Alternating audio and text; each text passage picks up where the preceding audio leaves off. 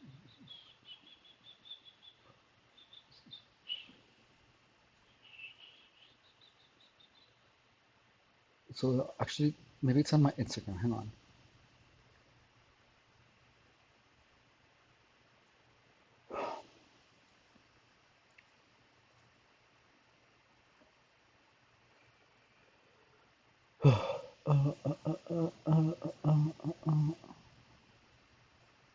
Hang on.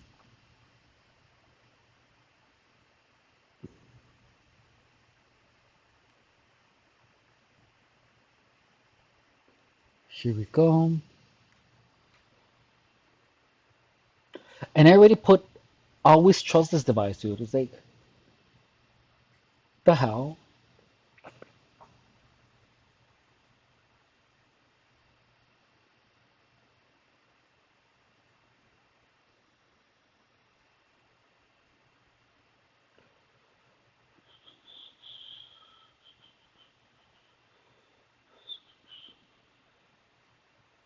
And I wonder if they prey on people who could be on edge just so they can push them over.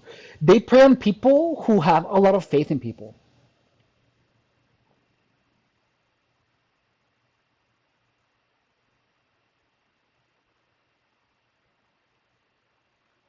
And look,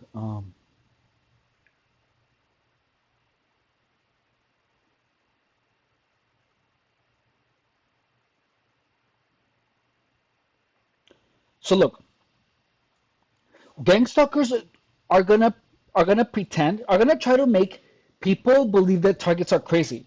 Look, I'm gonna show you. Gang stalking has happened for so long. Gang stalkers are experts at making people appear crazy. But look at this. So look, I'm gonna explain this to you. Look at this person that's saying, "Come on, really? They knew I had to do laundry." No real person bites a white car of SUV. So here you can see that the person that wrote this has believes that gang stalkers are all using white cars to harass this person. And look, but the truth is that we don't know if this person was sensitized to the color white. The reason that he's interpreting this like that is because he's on a gang stalking induced psychosis. That's why. So now I'm going to show you something. Look, read this. This says, when I was targeted, I had a hard time differentiating what was real and what wasn't, which makes you look crazy. She's totally right. One of their goals, but when you're messed up so much, everything looks like a setup. It's true. This looks like a setup to that person. Not saying this isn't, but everything looks like a setup. So look.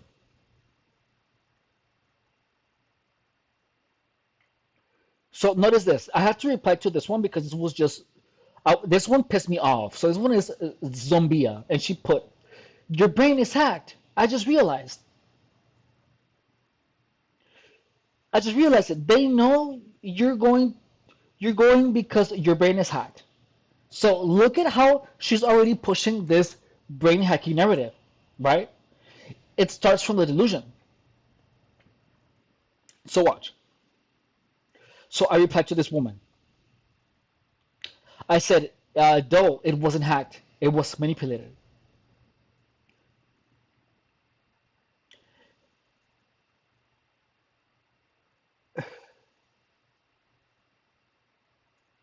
And then Dosi says the following. Watch. So look, listen to this, dude. This is insane, but look.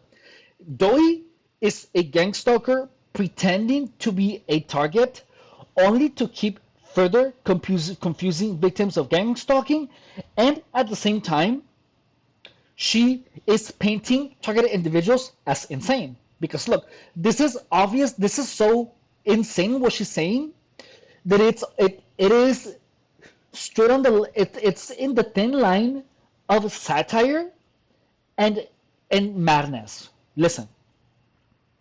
It says, "Evan Rodriguez, no, I really was hacked. I was entered into the Neuralink program. The United Nations was after me. Since birth, my dreams were movies. my whole life. The stalking was funded by the state of Virginia Sade Maja Bond. Like, you know what I mean? Like, this sounds like satire. But this person is trying to paint it as serious. Everyone knew me in Virginia Beach and other places. Like, why are you specifically saying Virginia Beach and other places? Just say everyone knew me.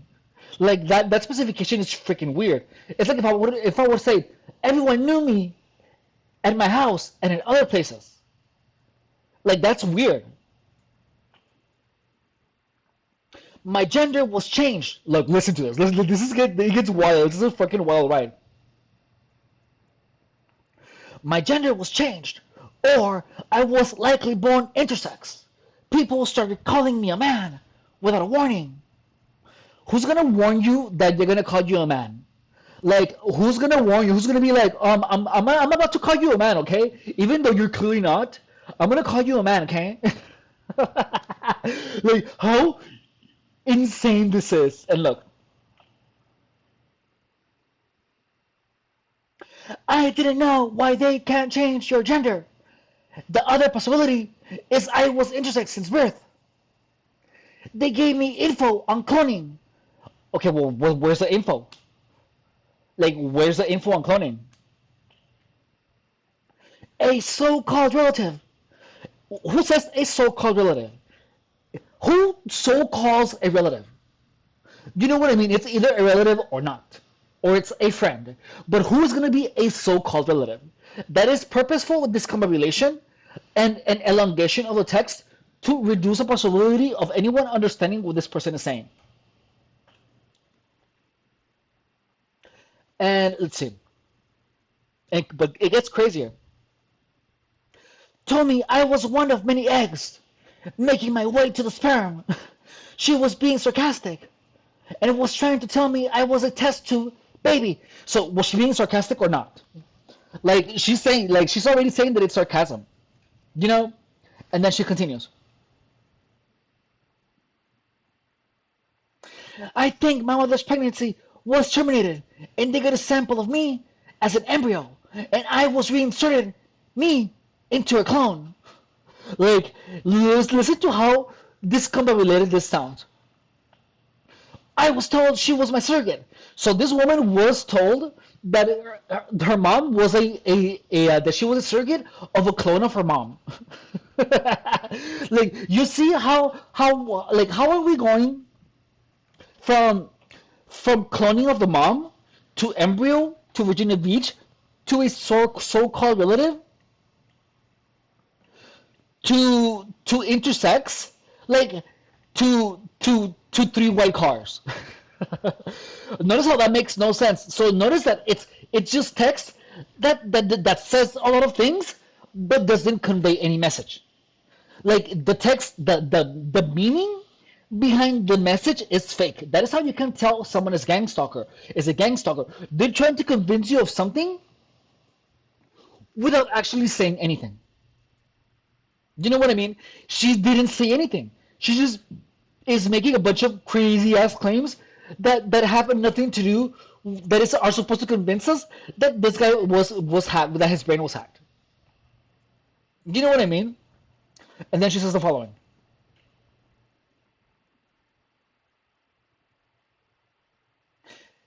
And it's the only way it makes sense.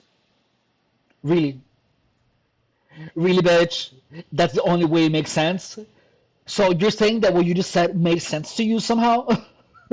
Like, she's probably either stoned out of her mind or completely insane, or she is trying to paint victims of gang stalking as paranoid schizophrenics. She is a gang stalker trying to paint paranoid schizophrenics, trying to paint victims of gang stalking as paranoid schizophrenics. And then she says the following. It's the only way it makes sense. The belief that I died as an embryo is consistent. Like, the belief that I died was an embryo. Bitch, you just said that you were an embryo, and that you were put in that you were cloned and you were put in the clone of your mom's. So this trying to understand this is literally making my mind tired. And listen, with vanishing, the belief that I died as an embryo is consistent with vanishing twin syndrome. What the hell is vanishing twin syndrome? Let's see that. I don't know what the hell that is.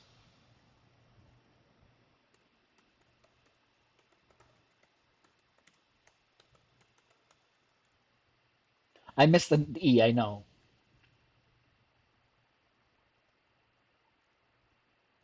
Vanishing twin syndrome is a condition that occurs when one or more embryos in a multiple pregnancy disappears early in gestation. So it means that one of them disappeared.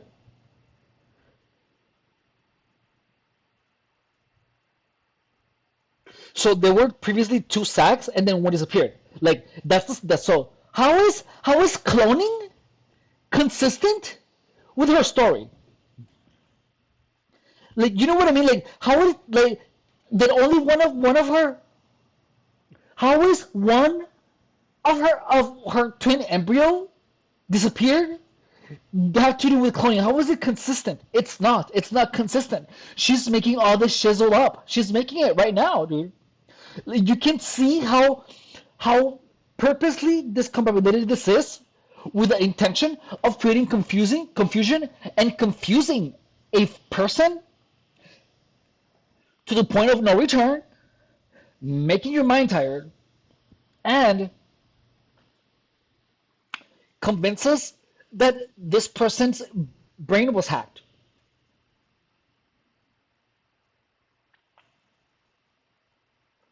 And then she said, like, how does this have to do with brain hacking? Like, it has nothing to do with brain hacking. And she says, the belief that I died as an embryo is consistent with vanishing twin syndrome. Like, no. It's not consistent.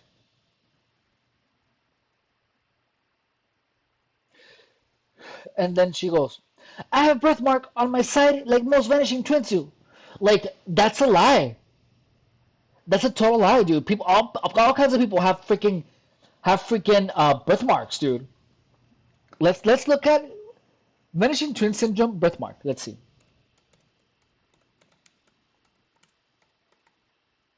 Oh my God, it is a thing.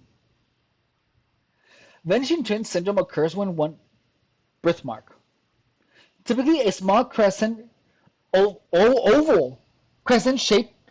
I was gonna say croissant, crescent-shaped or oval-shaped area of lighter or darker skin, may be located on the abdomen or buttocks. Let's see. Let's see. Let's look at see if it's consistent.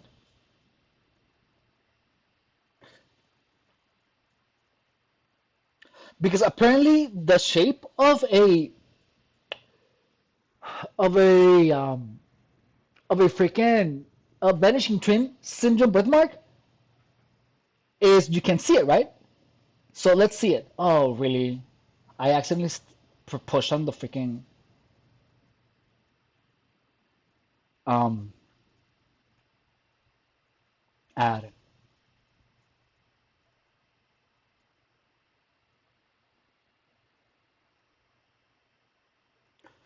It has to load all the freaking ads before it loads the content that I want to see.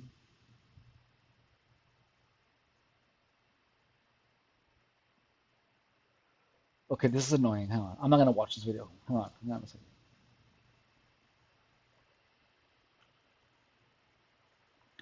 I'm only using 29% of my CPU. What the hell?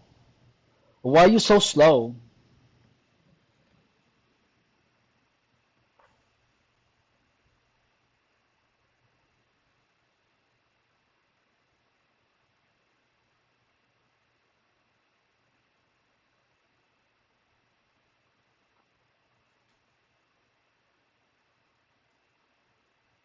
Those pictures look kind of scary.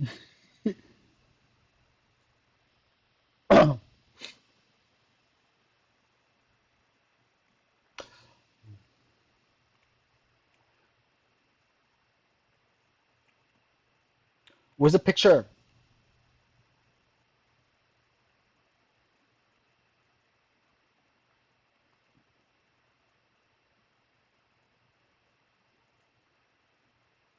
Okay, well here we have it. Here it is.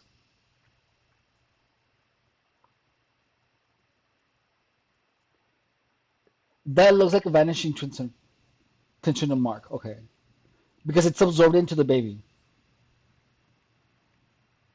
Okay. So you guys see it, right? Okay, so now let's move on.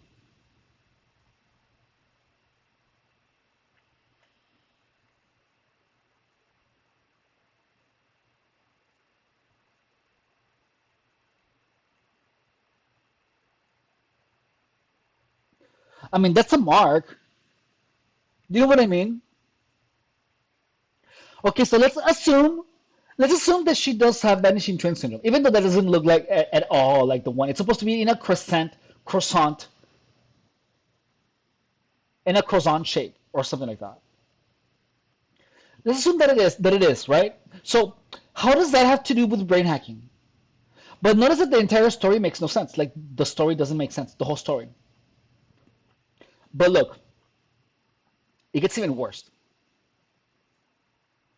And she said,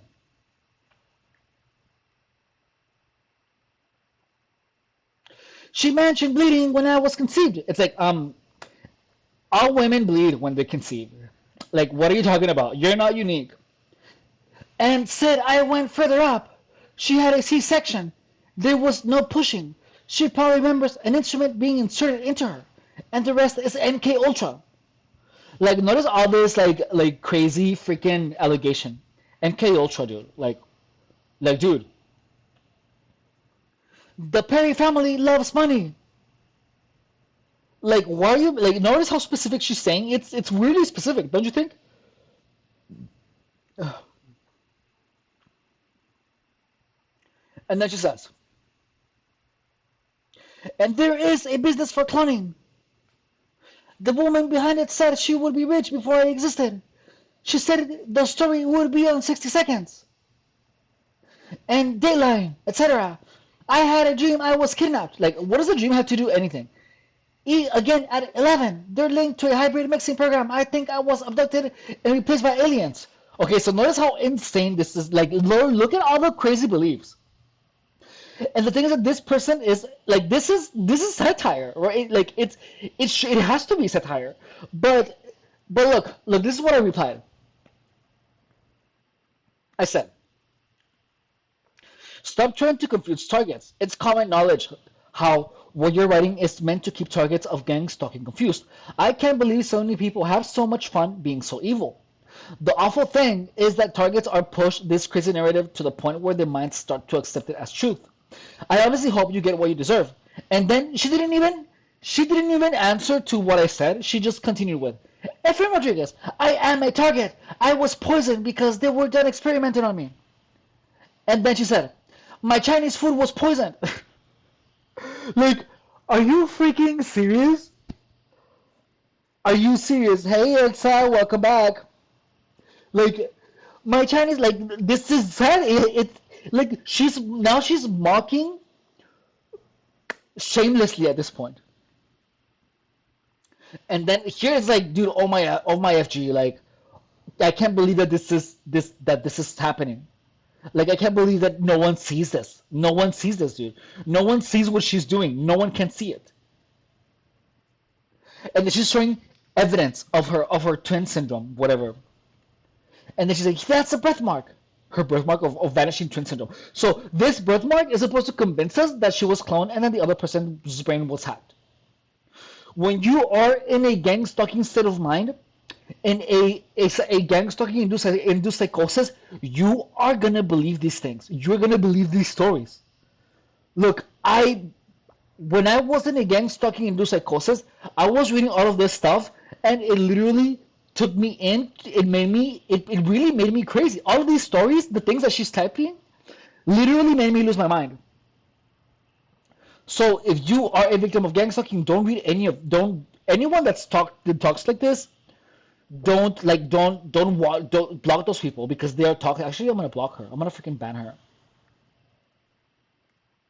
because all of that, like, she's a total gang stalker, like, with no doubt, dude. So you have to make sure to, like, literally just, like, ban anyone that makes you, that tries to make you crazy. Like, she's actively trying to make people crazy.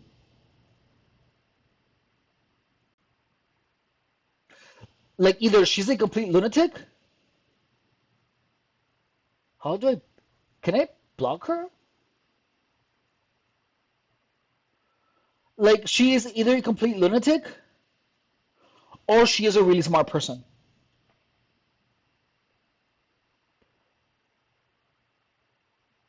It's either one of those two.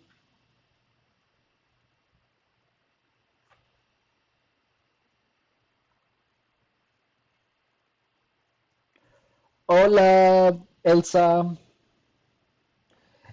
And look, so for people that are not gang stalked, that have no idea what gang stalking is, are gonna see it as this. They're only gonna believe that she's crazy. They're gonna be like, "This is mental illness on display." Like this, like Joel is gonna like Joel believes that she's crazy, and evidently so, and very rightly so. He says, "This is mental illness on display. White is the most common." Okay, hang on, it's not this one. No, no, no, no, it's not this one. It's not this one. Oh, look, so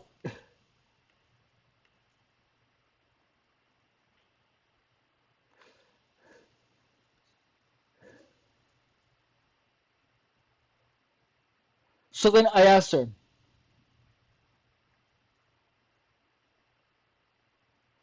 Well, I told her, Joe, how the hell did you manage to make this man's post about you?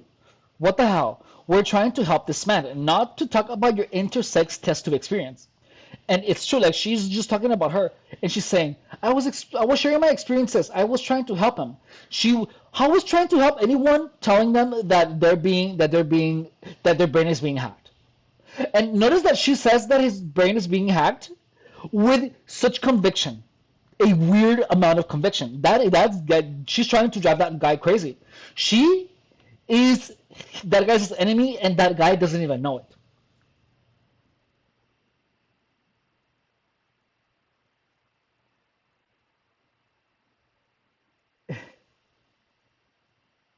And look, and she's like, "You're going," and they know where you're going because in advance because they hack your brain. I was part of the transhuman program. I'm trying to get the message about cloning out there, about brain chips that are inserted into clones. I told him white cars represent destruction. White cars are white actually when white is supposed to mean purity. You know what I mean?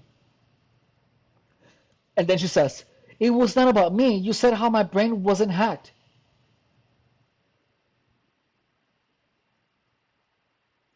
Muito bem, Elsa. Você tem que dormir muito. Eu tenho também. De quem?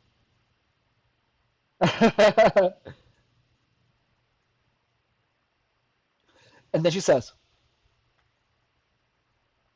"You said how my brain wasn't hacked but manipulated, and I responded to that. I was explaining the significance of the color white with the car symbolism." Like, this woman is literally just trying to drive this man crazy. And then look at what she's saying. "At first, I thought it was the other post where the man was showing the IP connected to his brain." Like, the IP connected to his brain, dude. There's no IP connected to your brain. "Sorry, I'm in the last stage of stalking. I was poisoned. Then I saw how he was talking about the white car showing up. I was talking about brain chipping and how they know where you're going. Then I explained my story. I wasn't trying to make it about me." Like, she is just trying to push up the narrative of technology, and it's obviously fake. It's these people. I just get so much energy when I talk about this. These people push this out shamelessly, and notice how shameful it is that it's almost satire. Like, to them, this is funny. This is funny to them. And then she says, I always remember when you harassed the eyes, whether online or in person, the ones who they use in the program to keep it operational, to cover the tracks, they themselves go after the ones they hire and eliminate them and their families, children, grandchildren included. You're no exception, and you're not valuable to them in any means.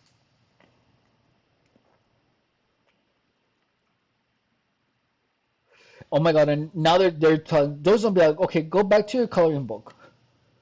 Oh my god, now they're harassing. Well, I guess I'm not in for, oh my god, that's awful. I'm not in for harassing, but she's the one trying to drive people crazy.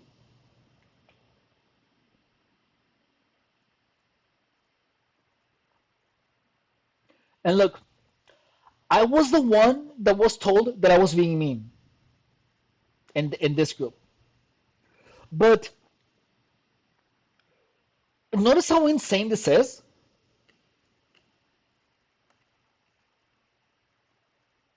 Hey, where's the other one?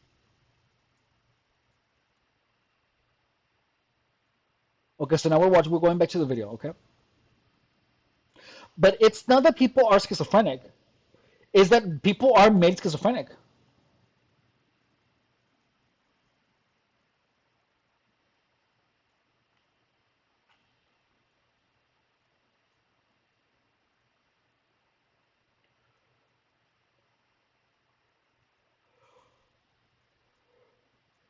Ugh.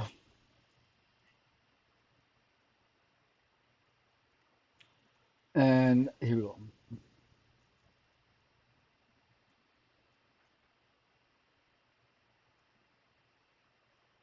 We have got to the point where literally anybody can build a fully working app without knowing how to code.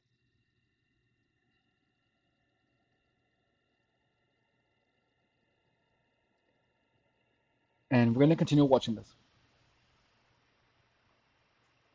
How do I protect my privacy and safety? I am dealing with politically motivated harassment and cyber stalking. A few years ago, I was involved with an organization that these people apparently have a problem with, and they began targeting me. All of my laptops and cell phones since then have been compromised with spyware, and they have gotten all my personal info, including, but not limited to, banking info, social security, medical records, and pretty much everything on my devices.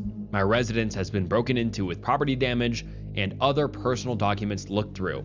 I have left the area multiple times for my safety and attempted to start over with all new devices, but they compromised the new ones within a short amount of time. Nothing is ever stolen, which suggests they may be leaving something behind instead. That happens. But there's going to be times where they're going to steal. There's times where they're not going to steal. Of taking things. These are people with a lot of money who want me harmed and are seeking to ruin me. I recently started a new job and they got into my work laptop and email account within a week. I've tried using different networks and new devices, but they still managed to find me. I am at a point I've accepted they will probably never leave me alone, but I want to know what countermeasures I can take so that even though they may keep trying, that they will not be able to access my devices, private activities, or whereabouts anymore. There is a specific person who I believe is pushing this group, but I do not have the monetary resources to stop him. While this sounds extreme, this is how most stories on gang stalking sound. Timothy Trespass, a former New York City recording engineer, claims that he and his partner, Petra, were both under attack and surveillance before they even met. Both of them were claiming to be victims of hardcore targeting. He claims that there were years of covert drugging with military LSD-like drugs. The watchers could hear his inner dialogue, could hear the voices inside of his head, and even spoke to him through his head, a sort of telepathy. He claimed they would make threats to him, threats involving bombs. He was made to hear voices. Guns, being set on fire, poisoning his food, and even turning him into a woman? He totally had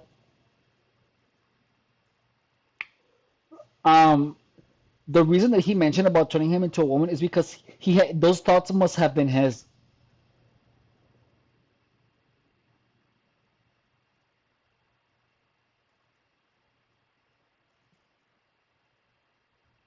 Being gang stalked under remote neural monitoring. There are thousands of cases out there of people claiming these exact same things. This is how. So one thing about about the remote neural monitoring, so all of the internet gang stalkers always make sure to push this information out because they are priming you to have these beliefs. So notice how in the oh, I already closed it. Oh, so here, when you're gang stalked, when you discover that gang stalking is real, you're gonna find a lot of these things. You're gonna find messages like this and messages like Zoe's, like the brain hacking and all that. You're gonna find that. Look, I'm gonna show you. Look, so if I go here and I look up gang stalking, well, when I look up gang stalking, most of the information about gang stalking that I'm gonna get if I look it up on YouTube is about the directed energy weapons, the remote neural monitoring, and notice that in all the comments, people talk about that stuff. They talk about the brainwashing and all that. Like they you can see it. It's right here. And people talk about like the FBI.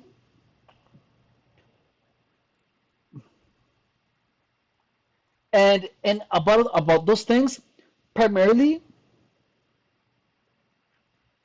so that when you are actually encountering the actual, whenever you start hearing voices, your first belief is, oh my god, I'm being harassed with B2K.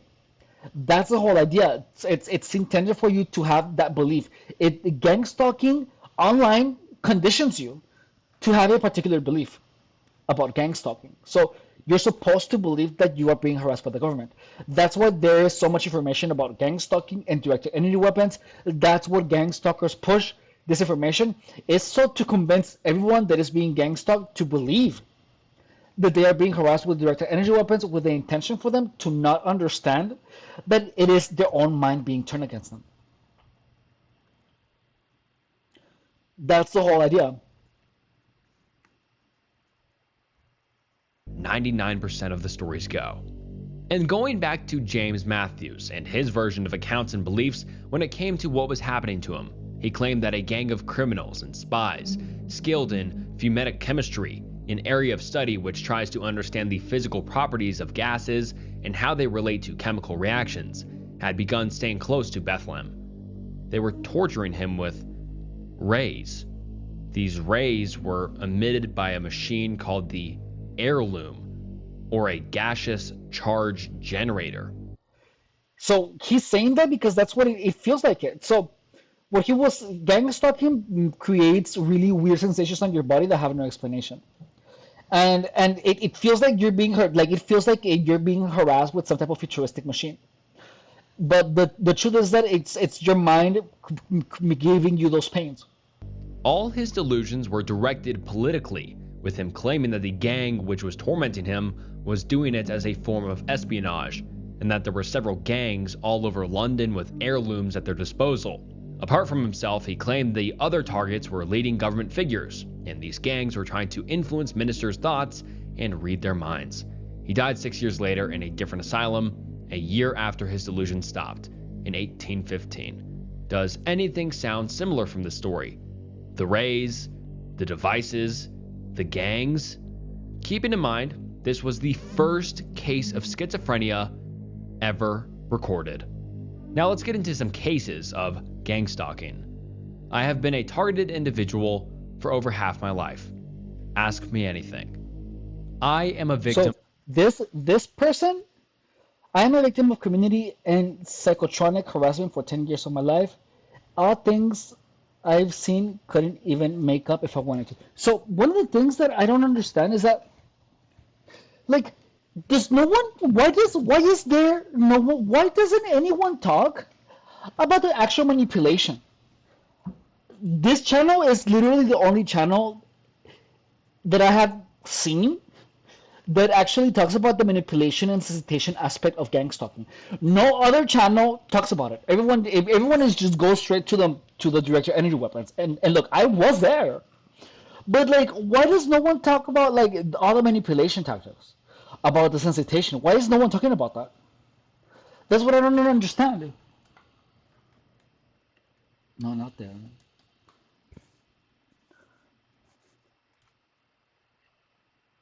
Like, as soon as I understood how it worked, I made sure to freaking post it everywhere. Of community and psychotronic harassment for the last 10 years of my life. All the things I've seen, I couldn't make up, even if I wanted to. Ask me anything. Gist of it is, a group of people dedicate their time and money to absolutely ruining a person in any aspect they can. Whether it be paying random people to make a noise to set off, or condition the target, they like to use whistling for me, or slowly but surely making and I heard another person say this, talk about the whistling already. convincing the target to off themselves, and everything in between. Normally, this group gets friends and neighbors in on it. During a traumatic event that happened recently, I heard my neighbor and on other people arguing around me. My neighbor was actually defending me, which I'm still confused about. One thing they like to do with me specifically is play songs in public. For example, they tried to convince me I was a part of a real-life Truman Show. One time I was thinking in my head, mind you, that maybe this was all BS. Next day, one of my coworkers plays a song in the store that reinforces their lie of me being famous. Maybe I'm using... What? I didn't understand that. Hang on.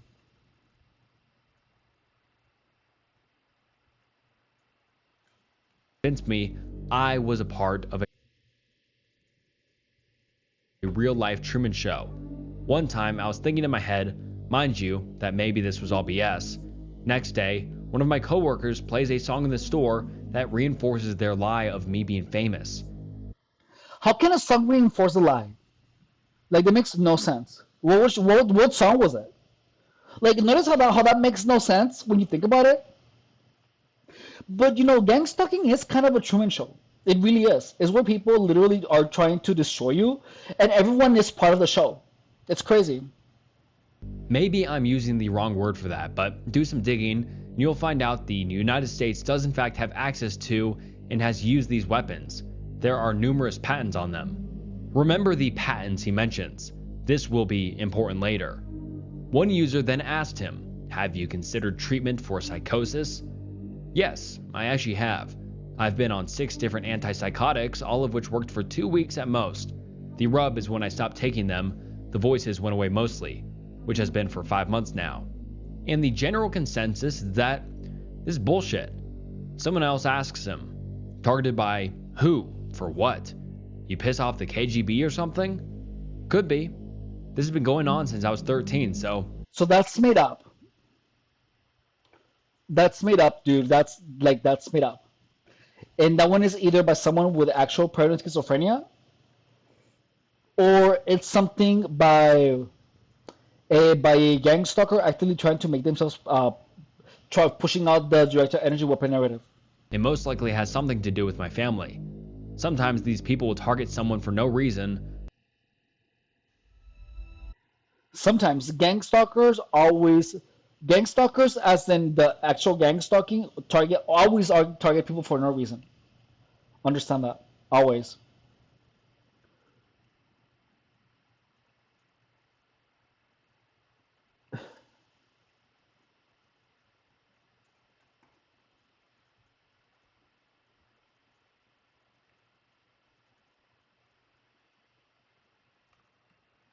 Another user on Reddit posted this. Gang stalked heavy in Denver. My story. Please help. I was homeless in downtown Denver, and this gang stalking is very real and terrifying.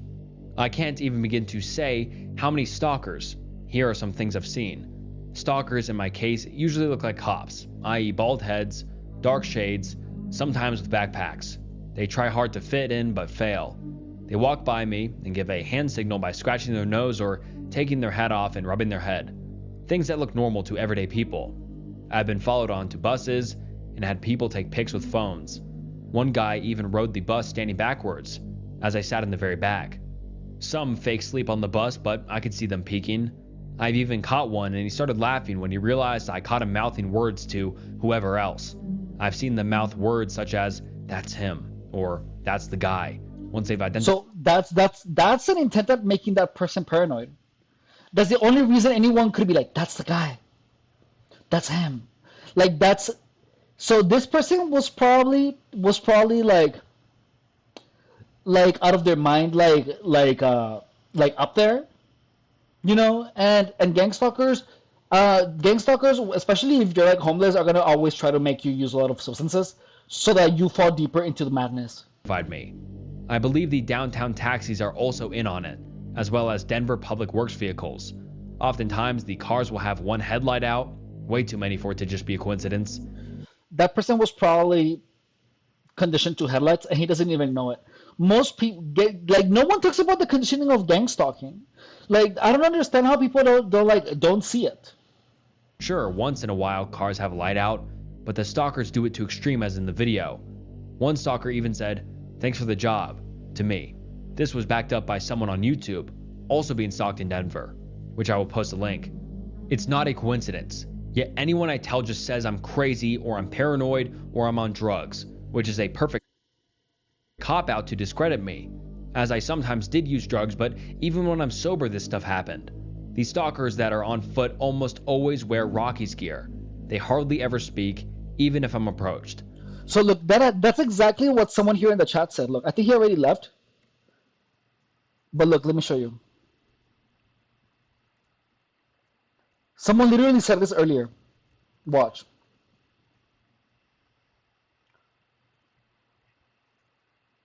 Hang on. Like, this is exactly what this person is saying. Look.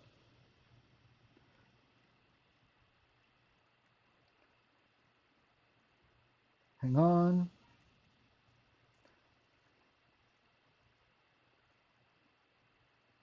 So here, look, it's here. Look, it's highlighted, and it says, "I suffer from gang stalking, but I always see strange things happening within.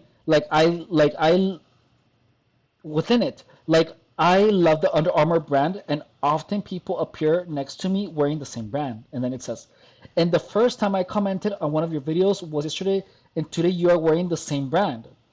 Did anyone contact you to wear this shirt? Please tell me because I'm exhausted thinking." Oh, I didn't even reply. So I didn't even answer, huh? Abdal, are you still here? So, hang on. I feel like I need to message him because I didn't reply. I just saw that right now. Hang on. So I just wore it because I felt like wearing it, but no one told me. Does he have any video or something?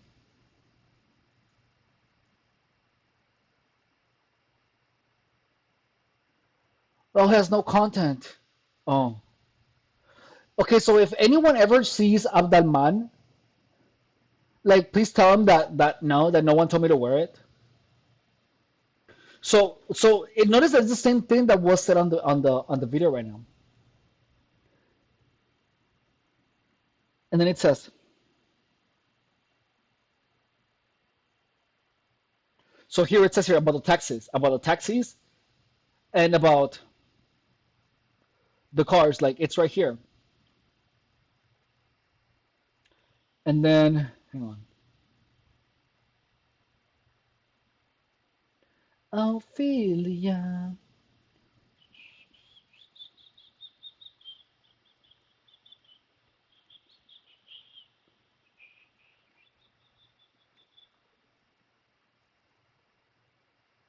I've even had drones come out of the sky, take pics of me, and fly off. I'm not making this stuff up. Like, look, the whole thing about the drone taking pictures of him, like, I feel like this guy probably looked like a crackhead, not because I don't believe his testimony, but because there is videos where people have fun taking pictures of crackheads as a way of fun.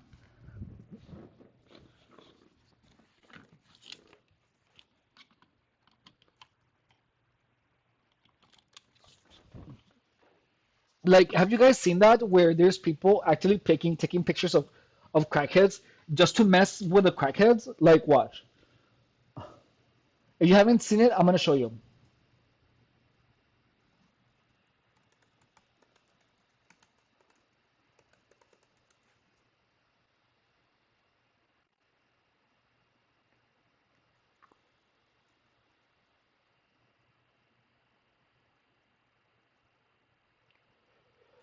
So the truth is that gang stalking is pretty much driving people crazy.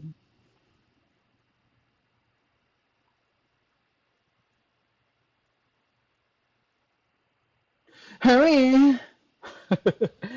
Hurry!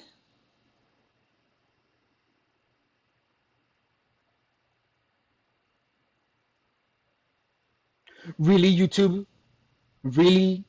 Got the whole gang here and we packing a lip. Got all the hoes here and we packing a lip. So we do research for this channel, and I've been doing analytics. The analytics team. We have been doing research. We've been reading. I'm actually the analytics team, and I've been doing my. Like, look at how it's fun for them. But look. So I'm gonna hit that thing. So you see throw this, my right? Bic lighter at it. This is amazing. Damn, dude. Like, it's literally people with drones. I'm gonna bushwhack him.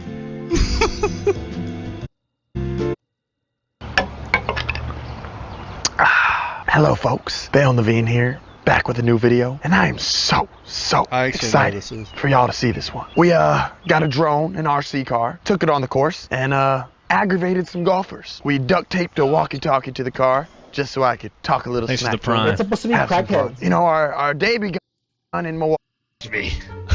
Look. The government's watching me. I think I would poop in my hand and throw it at it.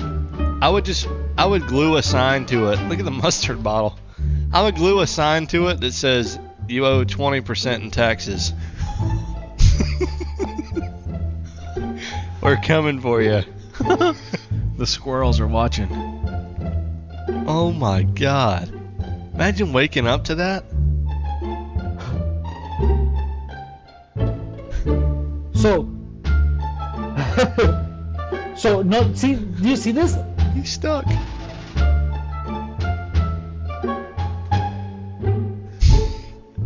He just runs away from it. So look at this, and then look at this, and this person is saying, it's talking about, how about Jones stopping by and taking pictures of him?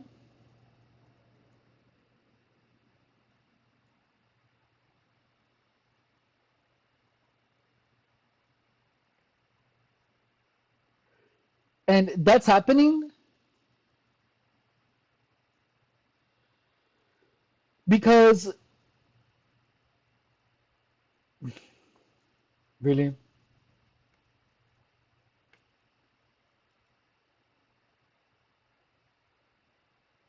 Hang on.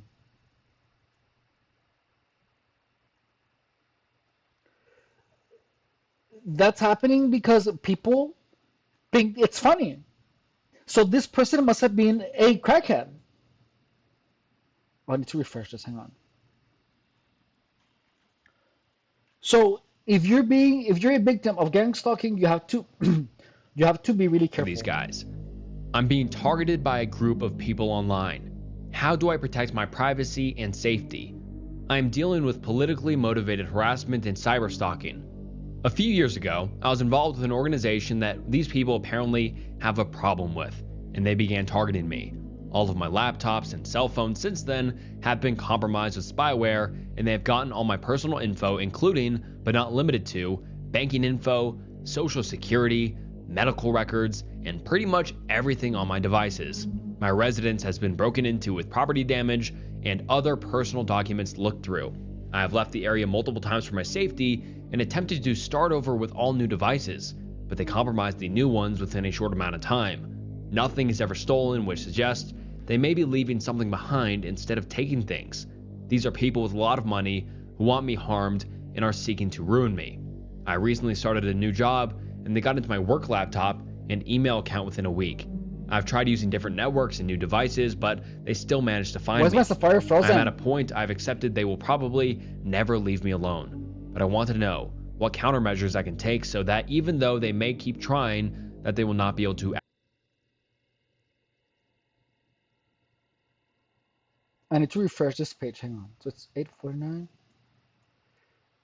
So annoying. For these guys.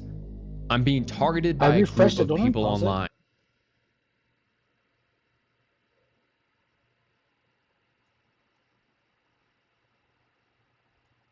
Oh, there you go.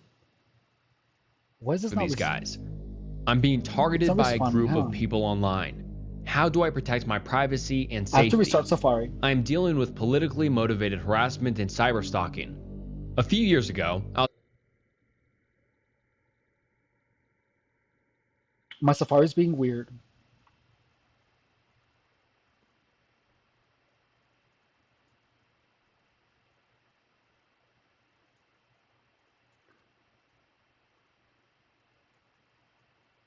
Maybe Chrome will be faster. Let's try Chrome.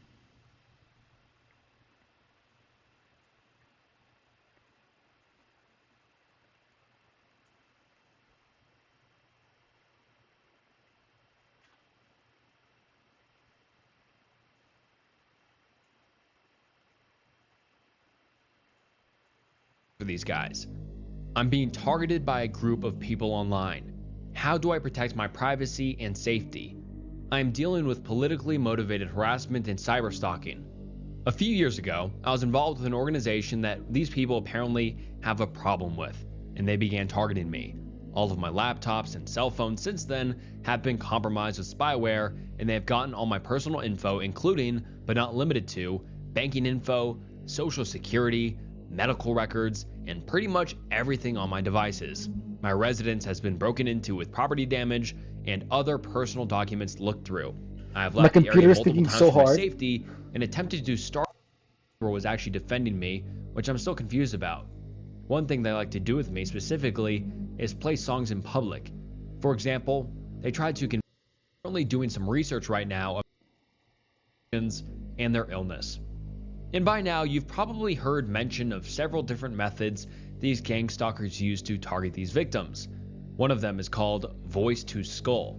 An organization called FAS, short for Federation of American Scientists, a nonprofit global policy think tank, had a project titled Project on Government Secrecy, which has since been discontinued. This project defines voice to skull devices as follows. Non-lethal weapon, which includes 1. A neuroelectromagnetic device which uses microwave transmission of sound into the skull of persons or animals by way of pulse-modulated microwave radiation, and 2. A silent It's all sound device pseudoscience. which can transmit sound into the skull of person or animals. Note, the sound modulation may be voice or audio subliminal messages. One application of V2K is used as an electronic scarecrow to frighten birds. Hang on. I feel like I need to use the restroom. Hang on. I'll be right back.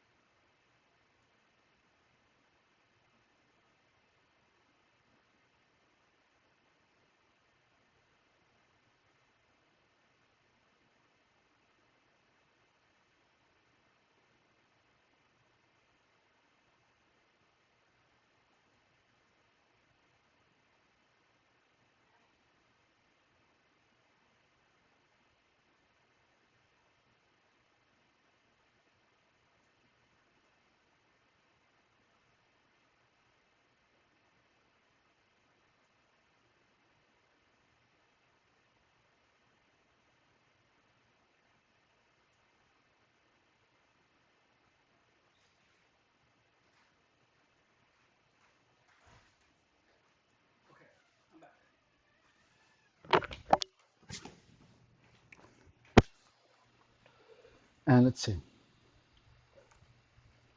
In the vicinity of airports, otherwise known as microwave auditory effect.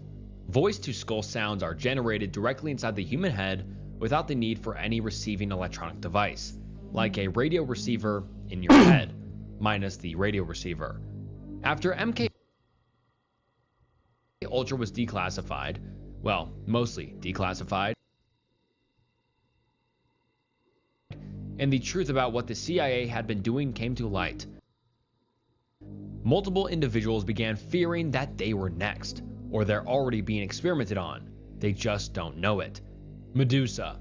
In 2003 to 2004, Wave Band Corp had a contract with the US Navy for the design of an MAE system they called Medusa, Mob Access Deterrent Using Silent Audio, that was intended to temporarily incapacitate personnel through remote application.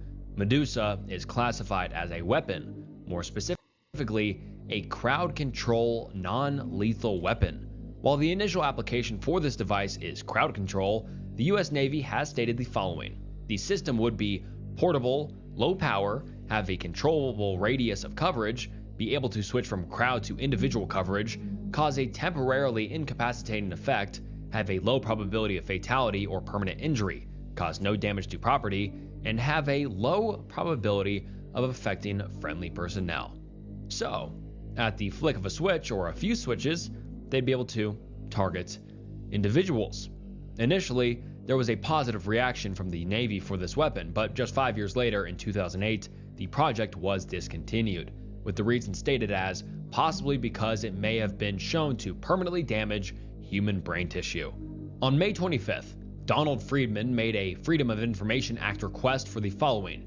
Your Freedom of Information Act request dated May 25th, 2006 to the Department of the Army Freedom of Information/Privacy Act Division for all documents pertaining to the microwave auditory effect, microwave hearing effect, don't all these Gray words, effect, artificial telepathy, and/or any. doesn't all of this information get your mind tired? Have you ever noticed that one of the things that adds to the gang stalking indoctrination is that you're here listening to all of these things and your mind gets tired and then your mind starts accepting all of these things as truth. Gang stalkers are always going to try to push amphetamines, are going to try to push a lot of false information like this. Like, notice what this has in common with the video, with the Facebook post that I showed you earlier, with all of the crazy sciencey information, clones and all of the syndromes and all of that. It makes your mind tired, and then your mind is so confused that it simply starts accepting all of these random bits of information as truth. And when that happens, you become easy to manipulate because you're more bound to believe anything.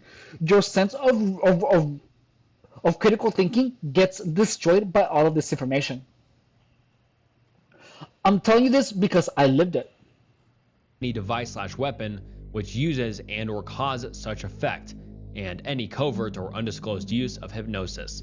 The Department of the Army declassified and sent him the following 18-page document on the bioeffects of selected hypnosis is not as far-reaching as you could possibly believe. Sorry, when I talk with like a lot of energy. I actually have to work on controlling my delivery of speech because I'm used to talk with a lot of emotion. So I actually have to pause myself and then speak because I am used to speak with such effervescence that I like practically yell. That's just how I talk. And if I talk a lot, I get really tired because of it. So all of this stuff makes you tired. And when hypnosis happens when you are not well rested, you read all of these things and these literally brainwash you. Like, reading all of these things is literally brainwashing you. So the more tired you are, your mind opens. The more stressed you are, the more open your mind is. And look, if someone is talking to you and you are imagining in your mind what the like if I say, oh my pink elephant, and you immediately imagine a pink elephant in your mind, that that means that your mind is open and vulnerable. So you have to have the capacity to listen to someone without the words engaging your imagination. The reason that people use so engaging the imagination is your mind being open. So if I tell you you're a loser and then you feel like a negative emotion and then you just feel like bad, that means your mind is open because my words have an effect on your physicality. So that means that your mind is open. So like if anyone like that's how you can detect when anyone has control of you. So if I talk to you and I tell you that you're a loser and you kind of and you feel like a negative emotion, that means that I have some type of control over you, over your body. That's the craziest thing that that is really hard to explain. That if anyone that talks to you and you believe that they what they say is true, you don't think logically when someone talks to you. Like if I tell you, oh my God, the sky is green, and then you imagine like a green sky, that means that person can manipulate you. So anyone that talks to you and has the ability to work your imagination, that means that person has a little bit of power over you. That's how you can tell when someone has power over you. Like if someone talks to you and calls you like the F gay slur and you feel like a negative emotion, that means that that person has some type of control over you and you don't even know it. The other person might not even know it either. But manipulators, when you talk to them, if they look at your face and they know how your mind works, manipulators work you by talking to your mind, not to you. Gang stalkers talk straight to your mind, which is it's so sinister. And so now, you know what? I want to play. I'm actually kind of tired of this content.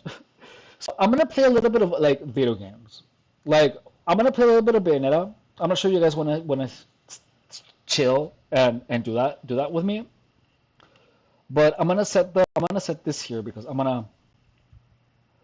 I just wanna like relax a little bit. And I wanna like do a couple of things. So if you guys have any questions about what I just showed you, please feel free to put it in the chat. I'm gonna play a little bit, but I'm gonna play here, like I'm like here, and I just have to set this up real quick. Hang on. So this is my other camera, and hang on.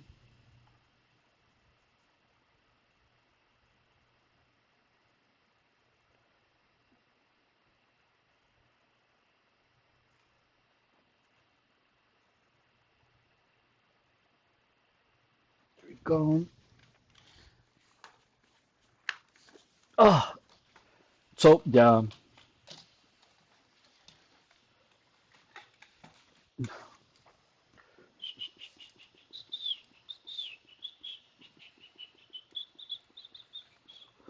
Don't worry, I don't want you to look at anything weird. I'm not like that. Hang on.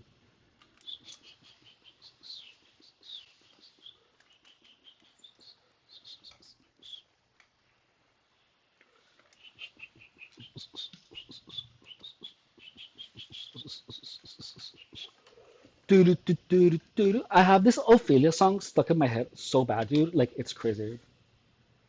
Like this. Hang on, I'm gonna flip it over.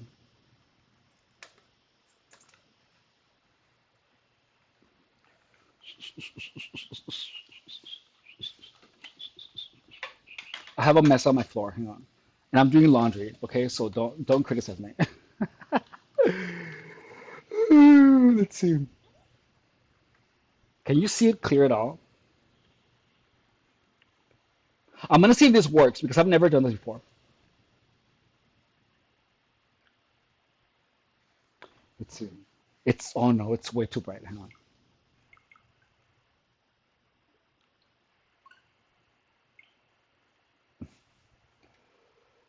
Oh,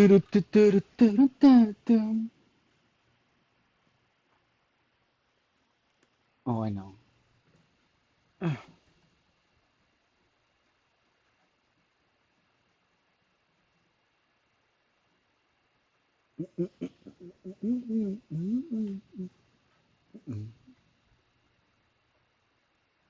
Oh, I need like another light. Is that better? Yeah, that's better. No, the other light was like too crazy. Oh. Do do do do do do do do.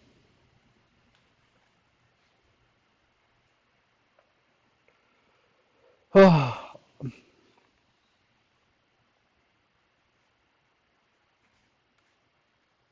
gonna clean the lens. Hang on.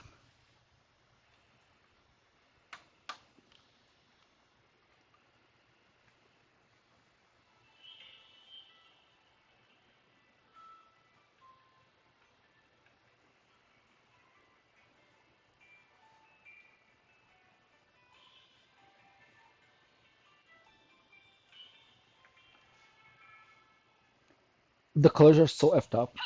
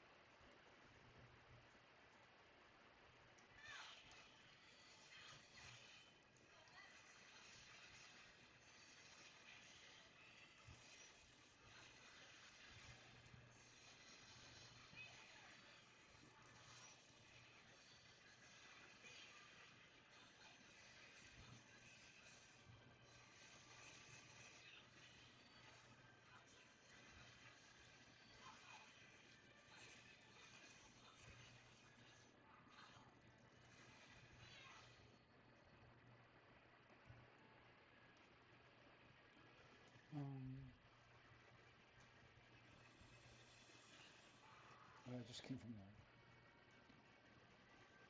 there. Oh.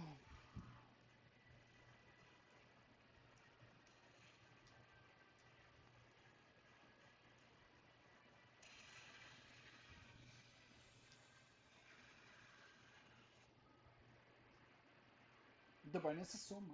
How can I lower the brightness?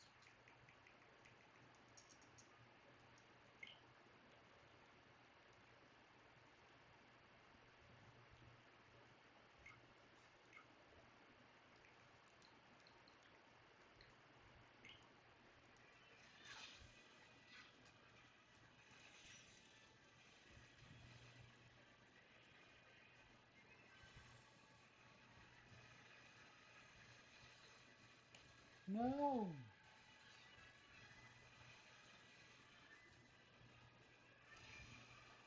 Ah. Oh my god, did I die?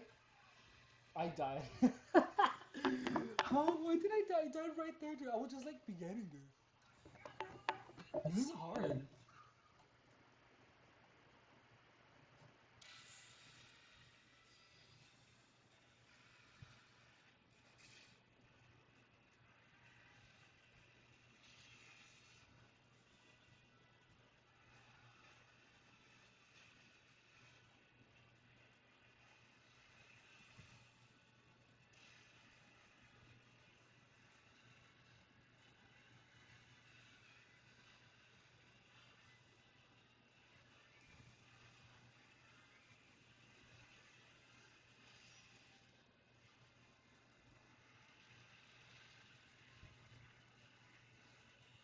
Oh.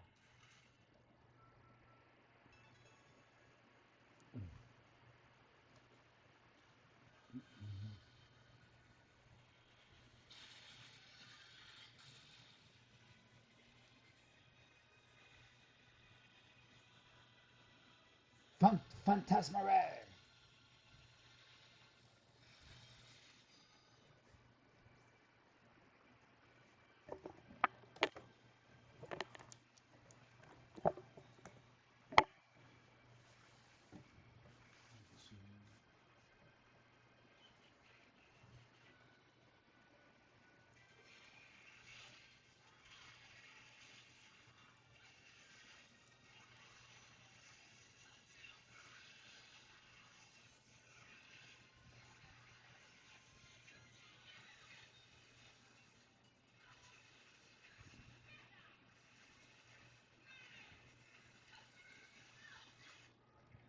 I have a sock here that I want to get.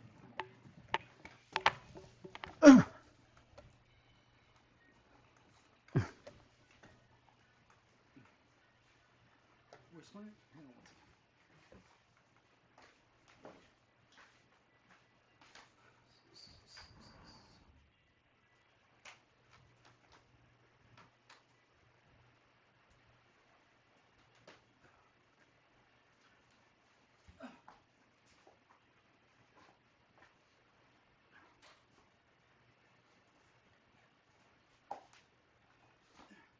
There we go.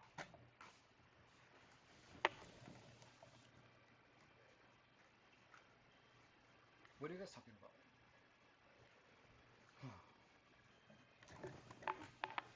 And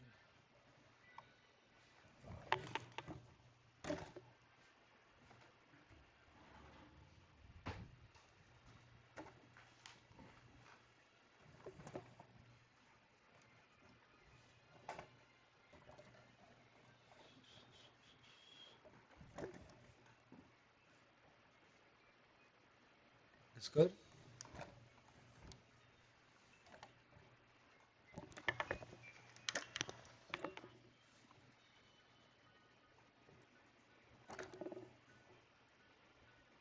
So I just got tired of like all the gang stalking stuff.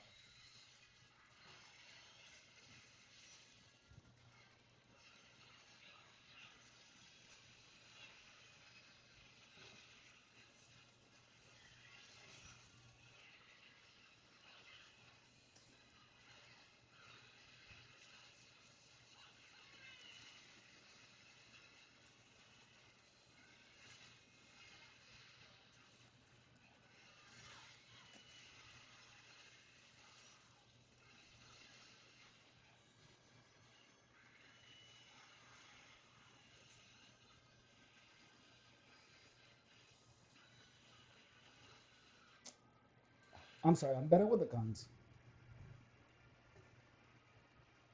So much better with the guns.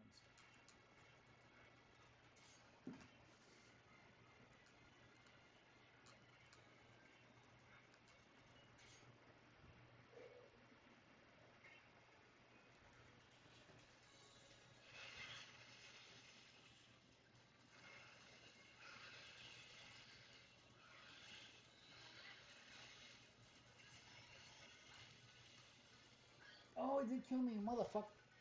Oh. Hang on, give me a second. Hey, baby, just give me a second. You'll see. There's no way he's gonna beat me. I'm just so much better with the guns.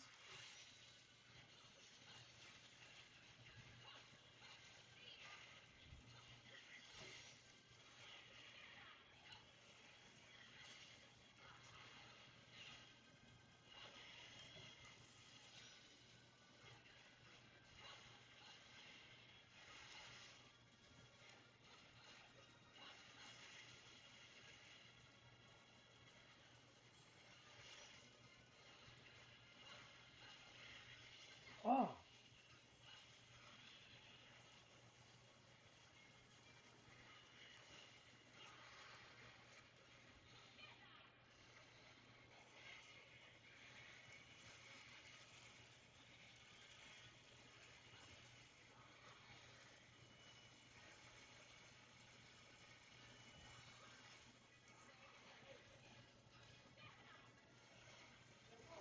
Mande. No. Ok, mamá.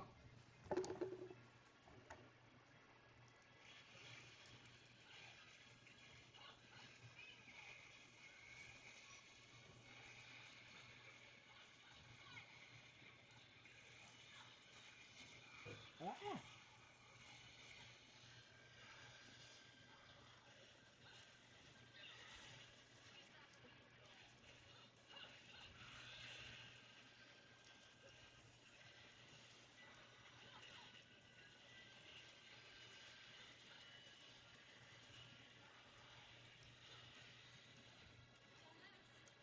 Oh.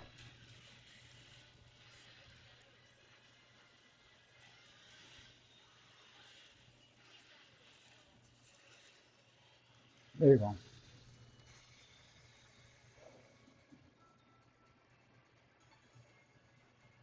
Platinum head. But yeah, no, they beat me once.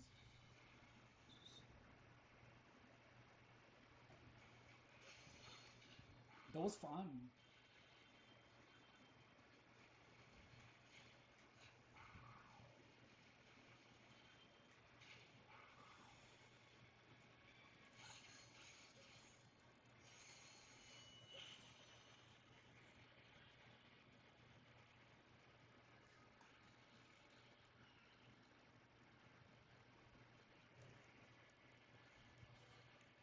Like from all of the games, this is like one. This one. This is totally one of my favorite ones. I love how the chat literally just went from freaking from gangstalking to like Bayonetta. This is, but we're playing on like on hard.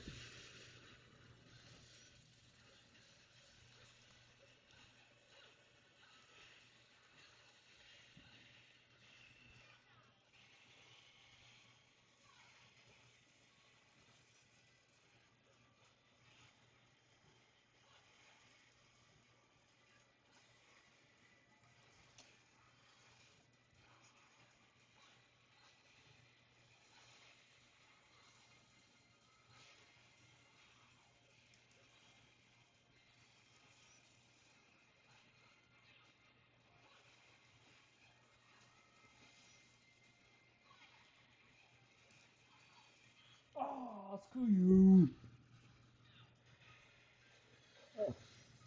There we go.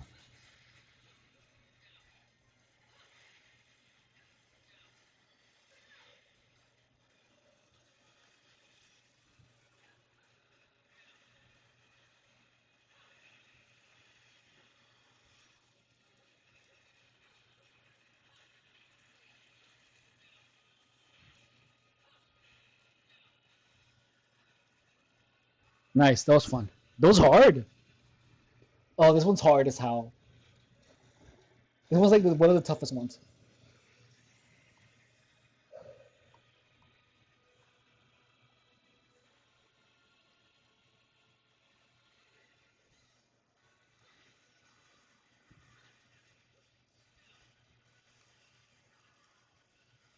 Oh, and I'm gonna have two. Oh, he killed me. Hell no. This is tough, dude. This is the hardest one.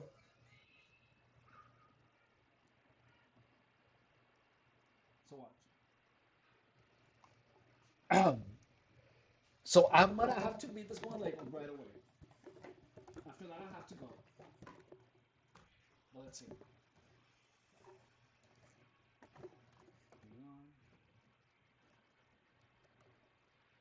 Oh.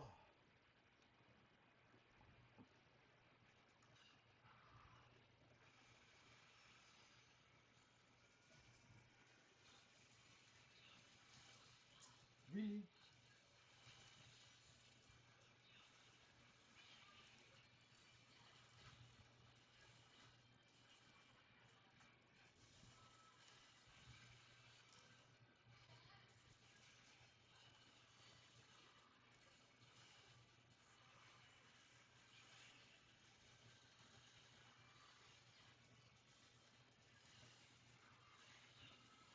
Oh.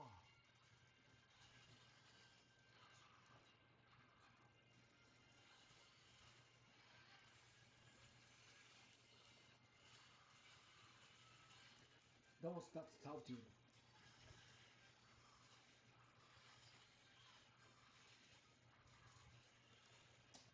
Oh. That's hard as hell. What the hell? Okay, I might do one more. Let's see. 4 times, dude.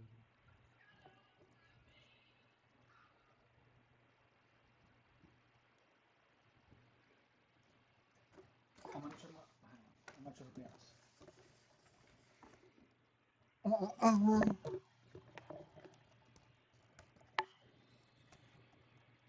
Let's see.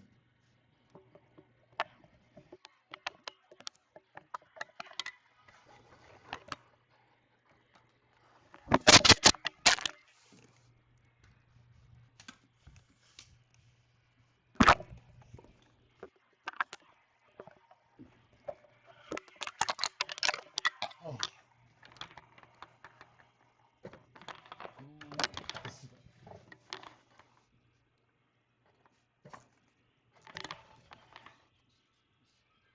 Let's see how this goes, guys.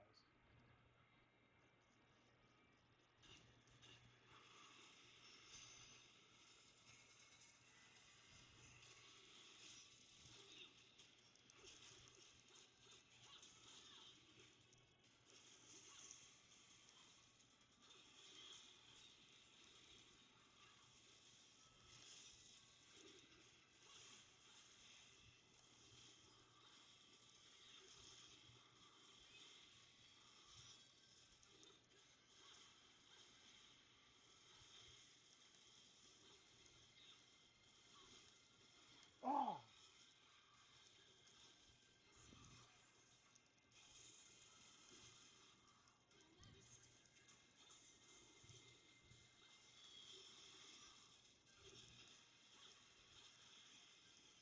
Oh, thank God.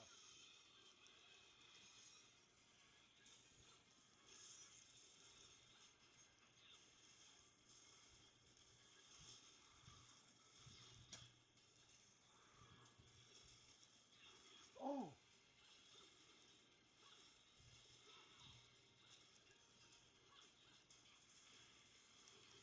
That's hard as hell.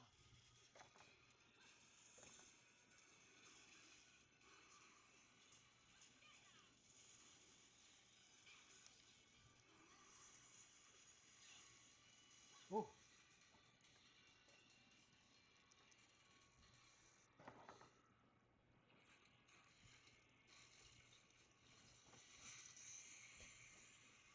This is like the harder one. And it's two of them. This is literally the hardest mode, guys. Let's see. No! Ah! Hurry! Hurry, Cerecita! No! Oh, hell no. Kill me. This is hard. Dude. Okay, one more and then I'm gonna end the stream, guys. Just one. This is the last one.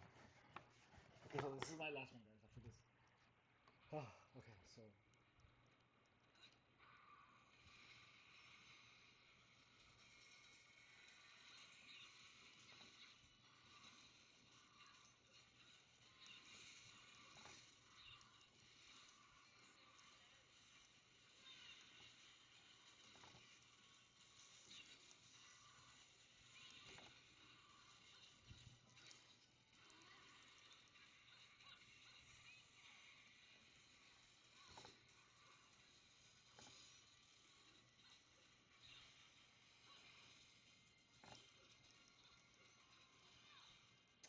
Dude. No way. Hell no. I can't. It was hard. Okay, so. And, okay, so guys, we're done with today's stream. And we're gonna just change this real quick. And. Oh, okay. So, that's it for today, guys. I hope you guys had a fun time. I just got like, I was feeling tired, like my mind needed a break from all the talk about gang stalking. Guys, please don't forget to subscribe. Okay, I will see you later. Take care. Thank you for hanging out with me. And let me just type it here.